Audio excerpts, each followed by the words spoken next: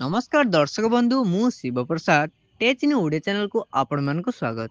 कौन रही आज पाणीपाग खबर आसन से विषय जानिबा। यदि प्रथम थर पर आम चैनल को विजिट करथिबे तारे आम चैनल को सब्सक्राइब करि नियंतु जा फल प्रत्येक दिन पाणीपाग खबर आपण सर्वप्रथमे जानि परिबे। राज्य रे आहुरी 3 दिन वर्षा। आसंता 24 घंटा रे सारा राज्य रे हालुकारु मध्यम धरणर वर्षा नहीं येलो वार्निंग जारी करिछि आंचलिक पाणीपाग विज्ञान केंद्र। बिजुली घड़घड़ी सह वर्षा नहीं अलर्ट करा जाइछि। नवरंगपुर कलाहांडी रे 7 रु 11 सेमी पर्यंत वर्षा होई पारे।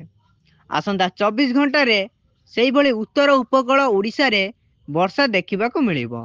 17 जिला को हालुकारु मध्यम धरणर वर्षा नहीं येलो वार्निंग जारी करा जाइछि।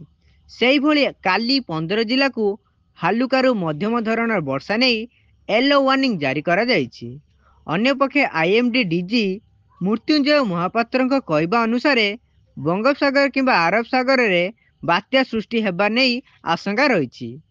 अक्टोबर रु डिसेम्बर मध्यरे बात्या सृष्टि आशंका थिबा बेले एही समय मध्यरे ला निना प्रभाव रे बंगोपसागर बात्या सृष्टि हेबा नहीं पाग अनुकूल थाए।